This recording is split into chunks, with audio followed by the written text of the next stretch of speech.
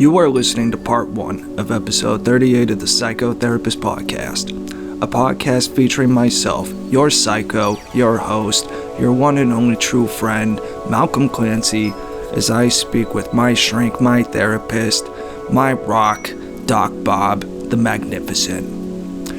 In this opening part of the episode, we discuss the Mark Zuckerberg interview done with Joe Rogan. We talk about the declining faith in institutions and how I am all for letting it all burn. We also discuss healing salts and a new, interesting, potentially groundbreaking, pun intended, breakthrough in science and meditation. It is this concept called grounding, also known as earthing. We discuss that and so much more on the Psychotherapist Podcast. We thank you for listening. Peace. Alright, we're recording now. So why don't we go with the conversation we're having? What do you think about the Rogan Zuckerberg interview? Well, man, I haven't listened to the full thing yet, like I said, but I did listen to that part where he's basically like, yeah, the FBI told us, like, oh, this is Russian disinformation. You know, I don't know a whole lot about Zuckerberg, you know, just his life story and personality and everything, because, like, sort of two notions come to mind. One, the sort of playing dumb, I'm just the, you know, corporate shill, just doing what the government, you know, I had no idea this could tilt in an election, or, you know, just trying to, I mean, and you can't necessarily blame someone for wanting to pass the buck on that, but it's still an act of cowardice, in my opinion. I think so too. You know, or, what was the other thing? I don't know, maybe he really is just, like, trying to help and just trying to, you know, like, I mean, I guess that's the interesting question, is how much did he think this investigation would tilt the election to someone he potentially voted for? Did he actually support Biden? Does he care? You know, I don't... Exactly. There's a lot of questions, you know? But what do you make? That would be my biggest question as well. Yeah, and would he be honest about it? Really, I mean, would he be so enamored by Joe Biden? That's the part I find hard to believe, that a bright person who founded Facebook could be so enamored by someone like Joe Biden. Well, have you seen any evidence of that, or has there been a suggestion of that, or is that you're just stating, yeah, I don't see that? No, I don't. I don't understand how Zuckerberg could have seen it. Okay. So I guess I'm saying I don't buy that he was totally innocent and he was just he did this because he felt Joe was the greatest candidate and he had to do what he could do to, including skirt the lines of honesty, by doing stuff like this just to help him out. Yeah, we'll probably never know unless Zuckerberg basically just tells us, because, I mean, the fact he was open about the FBI thing is interesting. And then, of course, anytime there's anything with, like, a collaborator like that who talks about this, and when it's a billionaire tech guy, my mind goes to, like, he's in on that, he's working with them, he's reading their script, but that's just my tinfoil talking to me. And how? How what?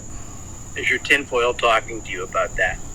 Well, I don't have any direct evidence that Mark Zuckerberg is reading lines from the FBI. Mm-hmm. So, yeah, I don't have any proof of that, but I'm going to go with it anyway. Okay. Because nowadays my policy is, when in doubt, blame the feds. Right. Remember that Las Vegas shooter? Biggest shooting ever? 5. Yeah. No one knows anything. Why is that? Feds. Exactly. It's the Occam's razor to, like, every unsolved riddle. Yep. They can find a needle in a haystack. In a situation like that, they have no clue. Oh yeah, it's ridiculous. But they could, send 20 agents to investigate a pull string. Yep. Whatever. Yep. All right, so. It's very hard to believe that that this is all on the up and up. Very hard to trust the feds. basically. You know, it's really interesting. People have talked about the sort of faith in the institutions crisis that had kind of come with the Trump era or whatever.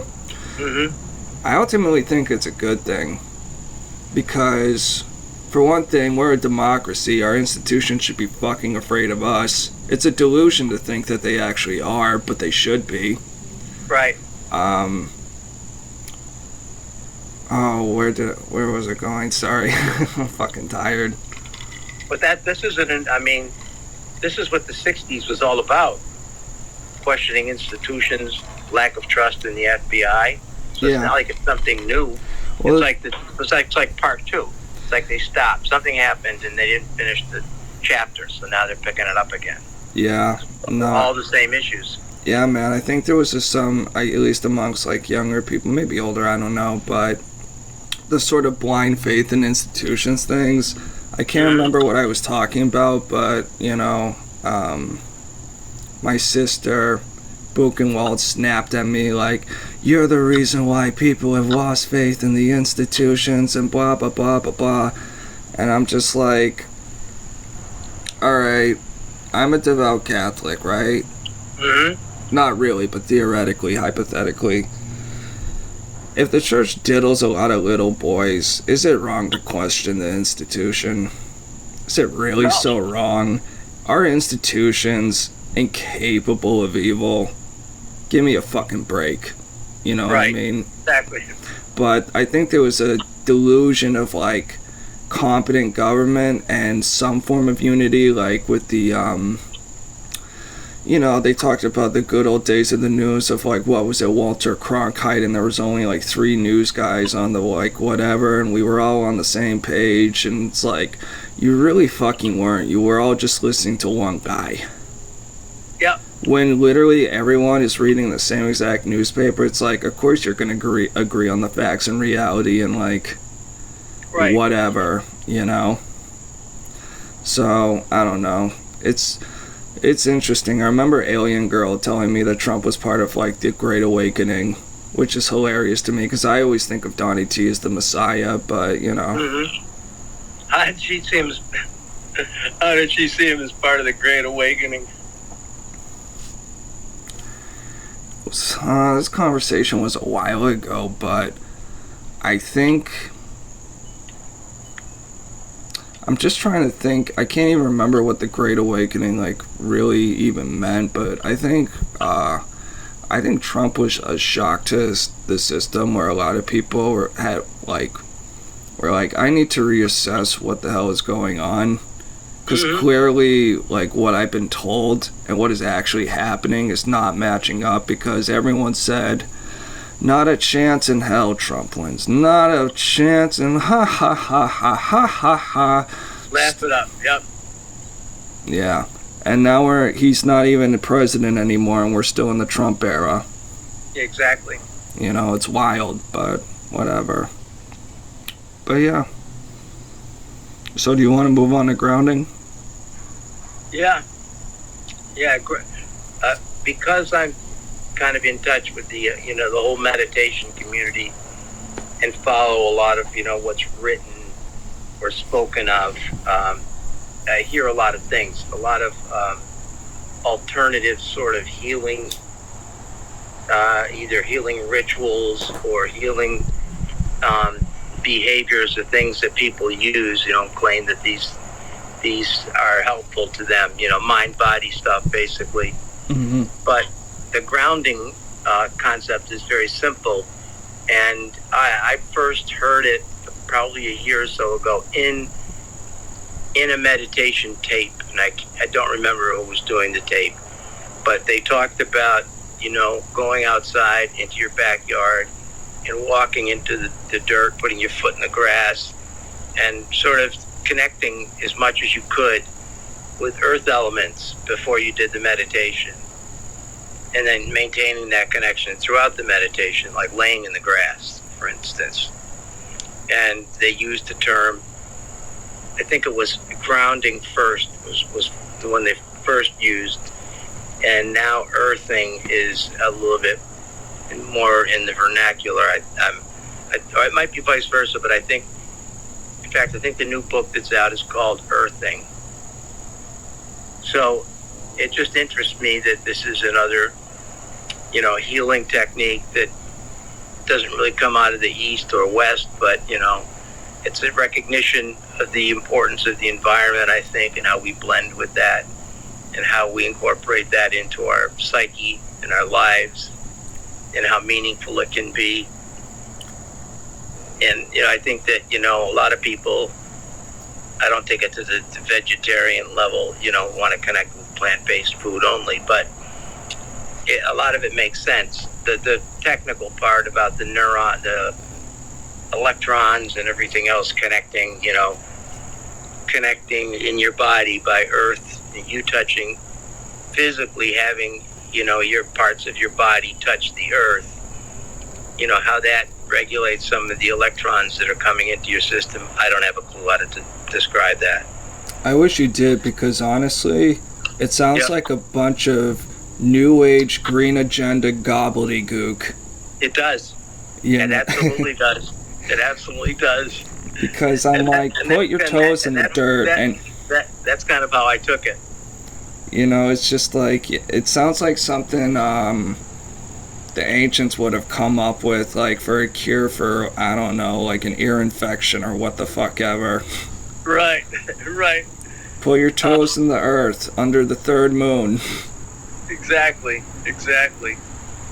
Only about halfway up your toes, though. Don't. What if you have different shaped toes, and then what about this one toe that goes way the hell out here, and you can go crazy with it. Also, what if your soil is high in lead content? Good question. I'm ruining everything. That's the kind of stuff you have to say, though. What does that do to the electrodes? Can they all be positive? The electrodes that are entering your body.